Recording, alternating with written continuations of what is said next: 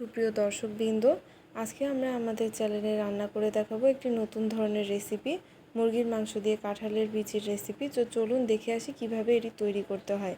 প্রথমে আমরা একটি কড়াই সামান্য পরিমাণ তেল দিয়ে কাঁঠালের বিচি হলুদ এবং লবণ দিয়ে হালকা করে ভেজে নিব। একই প্রসেসিংয়ে আমরা আলুও ভেজে নিব, দুটি মাঝারি সাইজের আলু ভাজা হয়ে গেলে আমরা কড়াইয়ে সামান্য পরিমাণ তেল দিয়ে তাতে করব দারুচিনি, তেজপাতা এবং এলাচ। এটা একটু হালকা ভাজা ভাজা হয়ে গেলে তখন আমরা এর ভিতরে পেঁয়াজ দিয়ে দিব।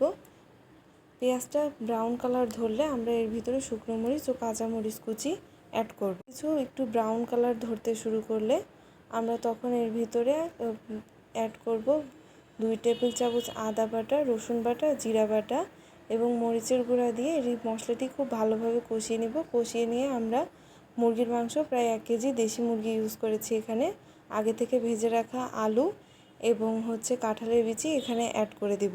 সব কিছু ভালোভাবে মিক্স করে নিয়ে আমরা এটিকে কিছুক্ষণ কষিয়ে পানি দিব।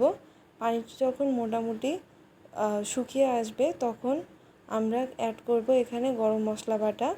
গরম মশলা বাটাটা দেওয়ার পরে কিছুক্ষণ ঢেকে রাখবো ফ্লেভারটা বসার জন্য।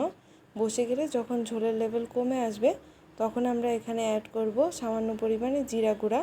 জিরা গুঁড়াটা দেওয়া শেষ হয়ে গেলে আমরা কিছুক্ষণ ঢেকে রেখে এটাকে খুব ভালোভাবে ডিশের উপরে বসতে দিব। তারপরে নিজেদের প্রয়োজন মতো এবং পছন্দ মতো যে কোনো পাত্রে এটি সার্ভ করতে পারেন। মাশাআল্লাহ, এটি দেখতে যেমন সুন্দর হয়েছে, খেতেও কিন্তু তেমন অসাধারণ। আশা করি আপনারা সবাই আপনাদের বাড়িতে এটি ট্রাই করবেন। খুব কম তেল মশলার মাধ্যমে এটি রান্না করা সম্ভব।